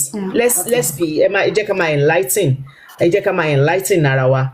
Fún ẹ̀yin tẹ́ ń sọ wípé he hasn't done much. You can't see much in the video. I am telling you, in a sane country, even chatting. Mọ àwọn jápa tó wà lẹ́wọ̀n báyìí. The last jápa wọ́n fún ní 9 years. 9. Kò rí ọmọ yẹn sójú. He was just chatting. Wọ́n fún ní 9 years. After which he will be deported back to Nigeria. This one that I'm saying just happened last month. He was chatting with a minor. Kò rí minor yẹn sójú. Dépò tó máa fọwọ́ kàn. Once there is a sting operation abroad where they will go into places níbi táwọn ọmọ wà, and adults will be chatting with you like ọmọdé. But ṣé mọ̀ pé tí mi ò bá ń ṣe ẹni tí ó ní anything nínú, tí mi ṣe pido, tí bá wà níbi kan sì tọmọdé kan wá bá mi chat pé hello, my name is Kiniko, I'm 13. Ṣé mi ní sọ fún ọmọ yẹn pé what are you doing here? Get out of here. But because they know that you guys disguise, they will now be chatting. Kò rí ọmọ yẹn sójú. He was chatting with the child. Let me give you the gist. He was chatting with the child, and the child said as they were chatting, they've been chatting. The child now said, "Oh, I forgot to tell you, because Omo yẹn sọ severally, I forgot to tell you I am 14. Oh, that doesn't mean I will teach you. Have you done it before? Omo yẹn, no, I haven't done it before. Only don't worry, I will teach you. Huh? Do you know how it feels when they touch you in so place? Oh, no, I don't know. Only I will teach you. And this Agbaya took a pictures of his blocos and sent to somebody that just told you that they are 14. Ó send the photo blocos here. Ó wá sọ fún ọmọ 14. Ipe kó lọ ya photo ààrẹ wá fóun. Ó sọ fún ọmọ 14 kó lọ ya photo ààrẹ wá fóun. But you know it's a sting operation. So they now went and they got they went and get another video. Of course, just another random picture they sent to him, and he was now telling the child what he is going to do to the child. The child now said, based on gbogbo nǹkan tẹ́ ti sọ fún mi yìí, as Boda Agbaya that wants to teach me that on so day my parents are not home. I'm eager. Can you come and teach me all these things at home? And this man used his money to go and buy tickets. Láti lọ sórí ibú. Ó kúrò London. Ó ra ticket lọ sí Manchester fúnra rẹ̀. Láti lọ bá ọmọ yẹn kò mọ̀ pọ́lọ́pàá tí ń dúró dè òun bẹ̀. Ibẹ̀ náà ti mú. So for you that are saying that Baba Ijesha just sat with the girl, Baba Ijesha did not do anything, Baba Ijesha just touched the girl, I am telling you, just chatting. somebody bagged 9 years. So, in case you don't know, I am just telling you. Ipe Sherry ti bàbá Ìjẹ̀ṣà yẹn tó bá jẹ́ bíní. Ó kéré jù àríró ẹ̀rí 10-11 years. SisDupe àǹtí tó sọ pé nìkan ṣìṣe wọ tọ́ílẹ̀tì obìnrin tó arrest nǹkan. Tó ṣe mistake. Benny. Tó dé arrest here just because he made a mistake to go to a female's toilet. Ṣẹ̀ṣẹ̀dé. He entered this toilet. They, in short, Sister Platinum, continue. Yeah, I call him I call everybody. Sherry, ẹni tó bá ló mọ̀. That's what I have to say because Sherry gbogbo àwọn tó ń sọ̀sọ̀kúsọ lórí kíní yìí kò bá wọn mọ bó ṣe rí lára. This thing is a forever trauma. It has happened to me when I was so small and I'm still battling with it as I speak. My own is not even just a normal person, a reverend in our church, harassed me several times and I couldn't go home to tell my parents. And the moment a guy or somebody did that same thing to me, mo máa rántí mo ti gbáyàn létí nítorí ẹ̀rí. Èèyàn ti jókòó sẹ́yìn mi lẹ́yìn ọ̀kadà. Ọkùnrin ó jókòó sórí ọ̀kadà bó ṣe gbọ́lẹ̀ bẹ́ẹ̀ mo jù nígbà tí ni because I felt the way that man did to me when I was young. So this thing is because wọn mọ bó ṣe rí lára, tán bá mọ bó ṣe rí lára, they will not say that. Ṣé mo ṣe máa ń tẹ àwa ọmọ kékeré tá bá lọ ṣe ọlùdé, mo ṣe máa ń tẹ wá ní ọyàn tó kéré tó ń dùnyàn. Tó bá sì tẹ wá lọ́yàn that same way, there's no way you will not remember. You will surely remember it. Ó máa ring bell lórí ẹni. So àwọn ọkùnrin gan tó jẹ́ pé obìnrin ló kọ́kọ́ ṣe fún wọn nígbà yẹn, so ego náà fi ń ṣe nísìn kò jẹ́ nǹkankan sí wọn, but a little girl, it's a lot to us, a whole lot to us, and we can't even say it. Will I go home to tell my parents I'm Reverend Shibai see me? Who is going to believe me? Who? How will my mom say it where I head by your mom Naija to the pastor, Reverend lo jabale wọn. And they can't even go and tell. You go and tell your mama of that time that Reverend touch you. Holy Spirit, wọ́n máa dá gbogbo oil sí ẹ lára, wọ́n máa lè ṣù ní. Wọ́n máa ní mèrè ní mí ni. Mo láti máa sá nígbà tí mo kéré mo máa ń sá fún wọn. Meanwhile, everybody wants me to go there. Kí la dé close fún àwọn Ìjẹ̀bú láti jọ wá, Èkìtì láti jọ wá. Ọ̀nà ṣe mú mi mọ́ra. Meanwhile, the Reverend is doing that thing to me. Keep rubbing my body. Ìjọ kan wọ́n fà mí mọ́ra báyìí. Wọ́n dẹ̀ fi ṣòkòtò gún mi lẹ́yìn gún mi títí tí màá yẹn fi release. Ṣé yẹn ni mo máa sọ wípé mi máa rántí nísìnyí àwọn kan wá sọ pé nǹkan tí bàbá Ìjẹ̀ṣà yìí ṣe ò dáa. Èpè gbogbo bí tí mo bá lọ ní FIP mi tí mo yìí tó ń sọ̀sọ̀kúsọ èpè ni mo rán sí wọn because I just keep remembering pé this was what happened to me. And no one, you cannot say how you feel about it presently. It's really, really affecting me till now because it's a trauma. It's a forever trauma. So tó bá jẹ́ obìnrin tó dẹ̀ jẹ́ ọmọ kékeré tó jẹ́ pé wọ́n ṣe fún wọn gbà tó kéré, they will not say that. It's because ọkùnrin ni wọ́n. Àwọn tó ń sọ̀rọ̀ most people ọkùnrin àgbàlagbà. Okay, Bra Ṣẹ́gun. Ọkùnrin àgbàlagbà ni wọ́n. That's all I have to say. Pé tó bá dé pé ó ti kàn wọ́n lára rí. They will not say this. They will never say this thing. Thank you, Platinum. I'm sorry that happened to you. And I'm sorry that, there was no responsible adult that you could speak to. But I'm glad you're doing well for yourself now. And I'm glad you're able to speak out. Because that's a therapy on its own. You being able to come out and say it is a therapy on its own. God got you. Thank you, sis. Sister Diwura, before Sister Yemide. Sister Diwura. Hi, good evening, everybody. Ẹ bá mi gbé Mr. Bọ́lá Ṣẹ́gun àti. Mo sọ pé mi ò rí request Bọ́lá Ṣẹ́gun. Okay, mo rí request wọn. Táyé bá ti wà máa gbé wọn. Èmi rí. I'll bring wọn. Don't worry, we'll call you. Go ahead. Everybody. Ẹ bá mi gbé Mr. Bíọ́dún padà ẹ jọ̀ọ́. See, personally, I want to believe that I want to spill spill online. It's coming from a place of joining a hate train against a particular actress. It cannot tell me that you are sitting down in your house, you watched all of these things online, and you have the nerve the audacity to come online to say one set there up. Or, I don't even have issue with Baba Ijesha right now because he has done what he wants to do. He has gone to prison. It's exactly. It's totally up to him. It's totally up to him now to decide. Talk about perfect life, to bá dẹ̀ tún ṣe again, tá bá ti mú, wọ́n máa tún rán lọ sẹ́wọ̀n again. But my problem right now is the people coming online to say one set there up. See, immorality in Nigeria right now is top notch, and people are selective sinners.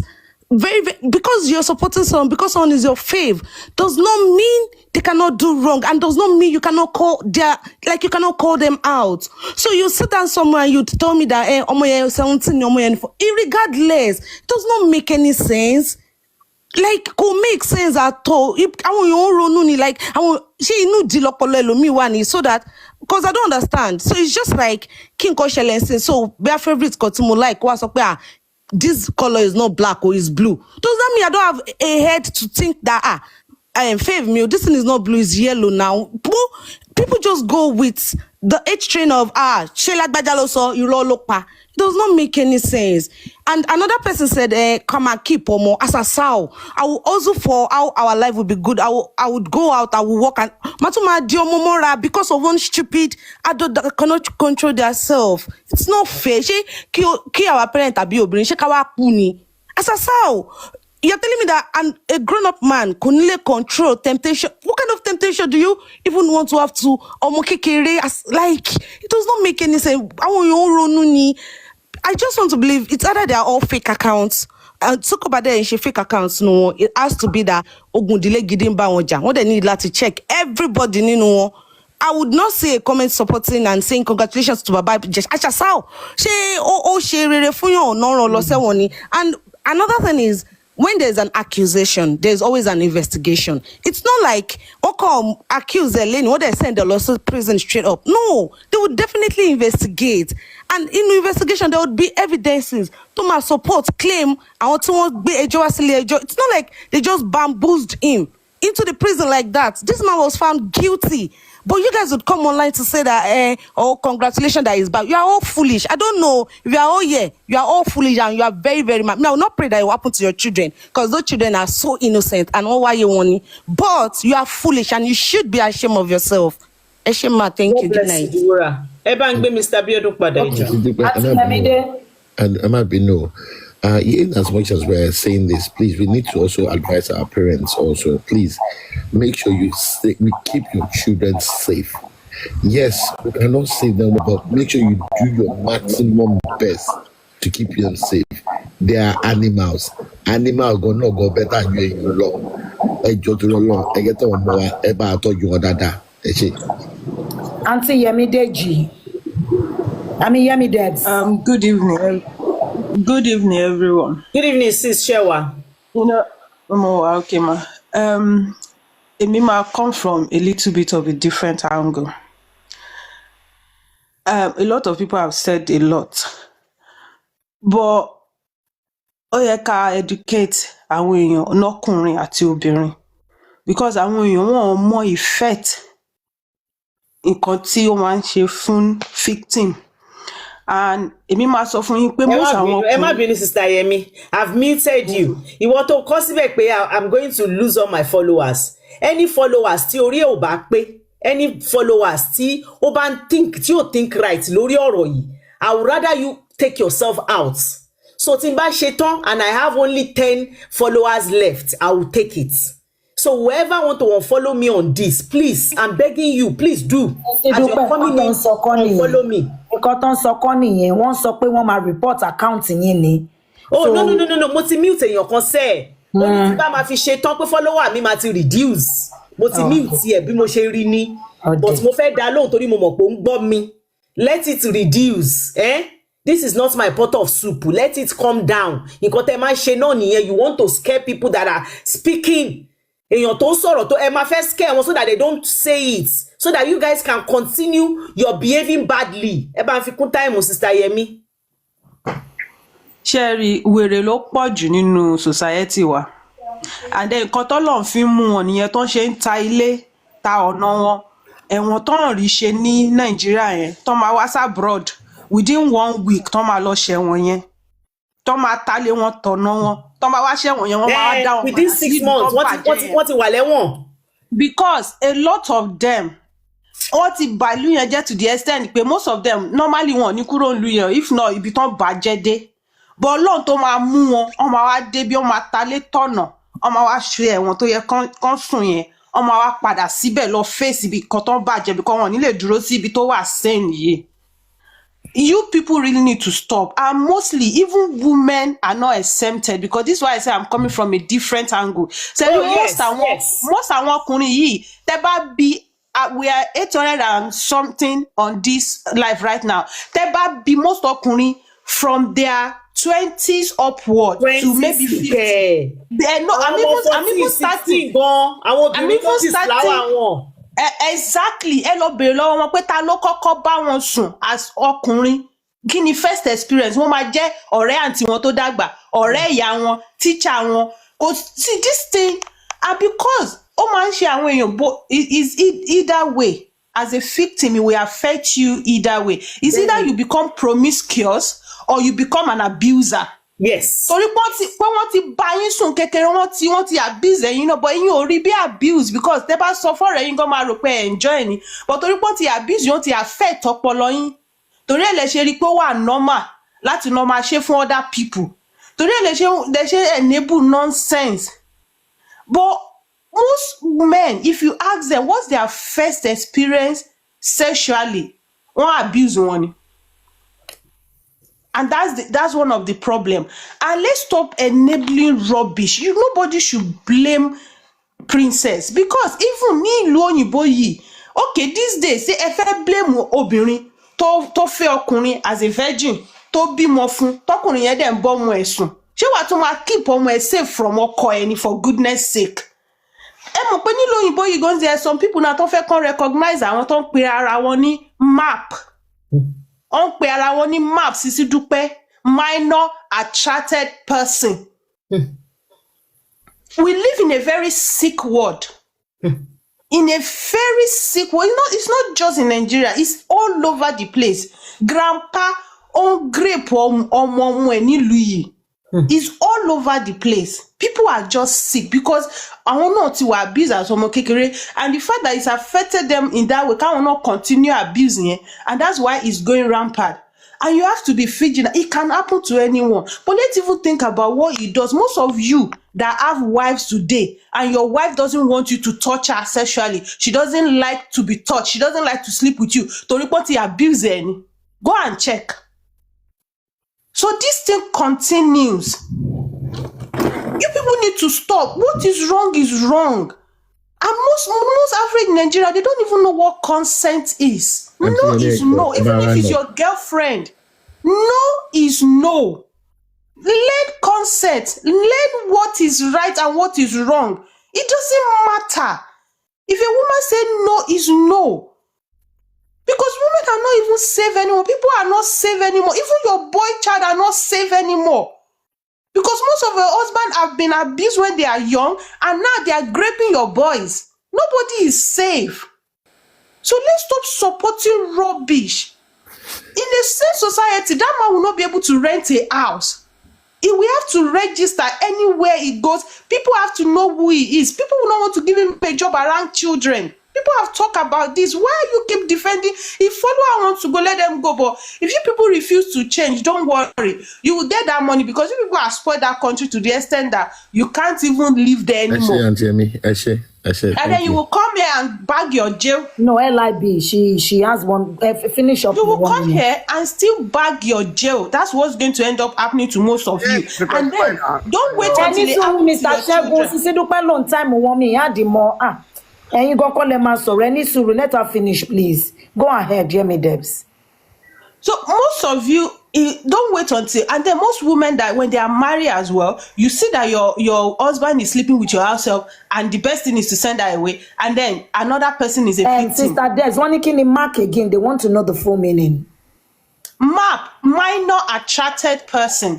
They claim that they are attracted to minor, and they want to be recognized. Do you see how sick that is? Even recently, they caught a principal of a science school that took a child. So it's happening everywhere. Eshegon, Sister Yemi Debs. Thank you so much. Auntie Ola Kilenji Olamide. Ayodeji. Okay. Yeah, Ekalim. No. It's Olamide before you are your Deji. Okay. Thank you. Ní ọ̀rọ̀ púpọ̀ láti sọ lórí ọ̀rọ̀ yìí, but I just want to say nípa experience mi. Ṣé rí nípa ọmọ kékeré, mo rántí pé nígbà tí mo wà kékeré, mo stubborn gidigidi gan, and the grandma mi ló máa ń take care mi. Grandma mi dẹ̀ ilé, ó wà very grandma mi wà very careful because mo stubborn. I apologize, Olamide. Mrs. Young, Auntie says she's here. I don't know when she will speak. Oh my God. Yeah. After Olamide. Yeah, she should have spoken. Because that's Oluze spot. Yes. Sorry, Auntie, sorry. Oh, Emma Ben. So, mo ń sọ̀rọ̀ nípa wípé bóyá princess kò mójútó àwọn ọmọ àbí ó mójútó ọmọ ẹ̀. At that time, ọmọ ń sọ pé kẹ́ni yẹn kó máa nà mí. Ọkùnrin ni o, ọmọ ní pé kó bá mi wí. Ṣé get the point mi? Tó bá ti ní kó bá mi wí, ọmọ ní okay, ìgbà mi ó lè bá mi wí lójú wọn. Ó wá tó time kan. Ẹni yìí wá, tó bá ti ní kó bá mi wí sometimes. Grandma mi dẹ̀ tí grandma mi bá fẹ́ nà mí gbà mí, grandma mi ó lè yọ ọwọ́ ẹ̀ṣẹ̀ everything. Ṣé I believe wípé this person tried to be touching me. Ṣé get nǹkan tí mo sọ? Tó bá ti ní kó gbà yẹ. Ṣé get mi? Kò ń ṣe ibi tó yẹ pé proper ibi tí wọ́n ti máa ń nà mí normal. Ṣé get? So ìgbà tí mo wá rí pé nǹkan yẹn náà fẹ́ máa ṣe pẹ̀lú mi, mo wá ṣe kí n lọ́jọ́ yẹn báyìí. Wọ́n nà mí, mo jáde. Ìgbà tó yá, mo wá later. I did, Mrs. Young. Ìgbà tó wá yá, mo wá later wá wo pé okay, nǹkan yìí lẹ́ni yìí fẹ́ máa ṣe fún mi. Mo wá lọ sọ fún àbúrò mọ́mì mi. Bá ní àbúrò mọ́mì ẹni báyìí ṣe kíni. Kẹ́nu sọ́hùn, oníranù, ó fẹ́ máa parọ́ mọ́ ni, ó fẹ́ máa ṣe kíni kan torí pé ó ti ń bẹ wí, ó tún lé ayé ẹ̀ ṣe. Ìgbà tó yá, mo kó lọ́dọ̀ yẹn, mo lọ bá grandma mi. Mo ní grandma, ẹni yìí báyìí. Kẹ́nu sọ́hùn, ó máa tó bá tún ṣe lọ́la, ó tún máa ṣe kíni kan, ó máa ṣe gbá. Nígbà tó yá, mo bẹ̀rẹ̀ sí ní lọ church. Tí máa dé church máa lọ máa ṣe lẹ́yìn kùlé. Torí pé mi ò ní church yẹn lọ, but torí wípé because you don't have a choice, you have to go. Because mo ní láti lọ. Ṣé ẹ̀dẹ̀ rí ẹ jẹ́ kí n sọ fún yín pé wọ́n sọ̀rọ̀ abiyamọ láyé. Grandma mi is number one. Grandma mi ò kàwé o, but ó try wípé kí n kàwé. She thought she was doing the right thing. Yes, because ó sọ fún mi wípé sórí ẹkún tí mò ń sun lénìí tó bá dọ̀la ló máa mọ ẹkún tí mò ń sun. Ṣé gẹ́ẹ̀tì kan tí mo sọ? Ṣé nípa princess yẹn náà zero ni? Ẹ jẹ́ ká gbàdúrà pé ká má bò lórí burúkú tó. Ṣé mo wí pé nígbà tí mo dàgbà tí mo parí higher institution, this guy meet me and said to me like, Olamide, jọ̀ọ́ nítorí Ọlọ́run, nǹkan tí mo ṣe nígbà yẹn, jọ̀ọ́ má bínú. Wọn ò bá mi sùn o. Because nígbà yẹn mo padà adjust ara mi. Torí wípé tí n bá padà adjust ara mi, wọ́n máa bá mi sùn. Because torí wípé kò yí sì kán máa na ọmọ. Kò yí sì kéèyàn máa na ọmọ. Tẹ́ bá dẹ̀ nà mí. Ṣé get kan sí mi? Kò yí sì pé kán máa nà mí. Because torí pé grandma mi máa rí pé táwọn bá nà mí, ara máa ń ro àwọn. Grandma mi ṣe pé ó dà pé wọ́n mo ń ṣe ọmọ lásán, mo ní láti wọ́kùnrin tí ó mọ̀ bá mi nà. Because grandma believe pé ọkùnrin ló lè handle mi. Ṣé tẹ́ bá get scenario tí mo ń sọ yìí, ẹ máa understand fún ẹni tó bá ti experience ẹ̀ rí. Ṣé rí àwọn tó ń sọ̀rọ̀ torí pé ẹ ti experience, ẹ sí nínú shoe yẹn rí. Tírú ẹ̀ bá ti ṣẹlẹ̀ sí yín rí, ẹ máa mọ orúkọ tí wọ́n pè dán. Kí wọ́n máa fọwọ́ kàn ẹ́ ní ara, kán máa tẹ̀ ní ojú ara tí ò tí gbò. Kò easy. Ẹ jẹ́ ká sọ̀rọ̀ níbi tí ọ̀rọ̀ lọ. Èmi ò blame princess o. Ṣé rí Ìyábọ̀ Òjó tó dẹ̀ jà nígbà náà? Nǹkan tó ti ṣẹlẹ̀ síyàn rí. Ṣé ẹ̀dẹ̀ mọ̀ pé nǹkan tó dẹ̀ fà nìyẹn tí irú àwọn èèyàn kan bí Ìyábọ̀ Òjó tó jẹ́ pé a nídìí. Torí pé Nàìjíríà ti dìlú tó jẹ́ wípé tó ò bá mọ̀yàn ìyá ò jẹ́ gbé o. Ṣé ẹ̀dẹ̀ mọ̀ pé kò ń ṣe princess ló ṣe sí o. Torí mi ò mọ báwọn èèyàn ṣe máa ń calculate. Bí mo ṣe wà mí láì kí máa lọ sí live èèyàn. Mo máa ń wà ní live mi kí n join live. But mo máa ń wo nǹkan táwọn èèyàn bá ń sọ. Ṣé rí wọ́n mi Ọlọ́run jẹ́ kẹ́ ẹ sọ̀rọ̀ tán. Ẹ ti sọ̀rọ̀ a lot ọ̀rọ̀ gan. Mrs. Young ẹ̀yin náà ti sọ̀rọ̀. Ṣé rí life of kini, ṣé rí ọ̀rọ̀ tẹ́ sọ wípé kí àwọn òbí máa take ọmọ, kò sí bí òbí ṣe fẹ́ take ẹ já gbàdúrà ká má fọmọ tí ó lè burúkú ẹ̀dá. Àwọn èèyàn kan wà, ṣé ẹ lè sọ pé irú bàbá Ìjẹ̀ṣà lè fọmọ tí bàbá Ìjẹ̀ṣà kẹ́ni irú bàbá Ìjẹ̀ṣà lè ṣe irú nǹkan báyẹn fọmọ yín. Ẹni tó ń ṣe actress outside kini ni o, ẹ tún máa wò wípé no eléyìí popular person ni kò ní fẹ́ kórúkọ ẹ̀ bàjẹ́ kò dẹ̀ ṣe ọmọ yẹn nìkan ló ti ṣe sí o torí pé princess sọ o ó láwọn èèyàn kan wà tẹ́ pé wọ́n ti ṣe sí rí tó jẹ́ wípé wọn ò lè bọ́ 10 síta seconds more. alright tó jẹ́ pé wọn ò lè bọ́ síta ṣe gẹ́ẹ̀tì kan tí mo sọ so gbogbo àwọn tó ń sọ̀rọ̀ yẹn olórí burúkú ni wọ́n à ń sítàkà fún ẹlẹ́lọ́ foríjì mi because tó bá ti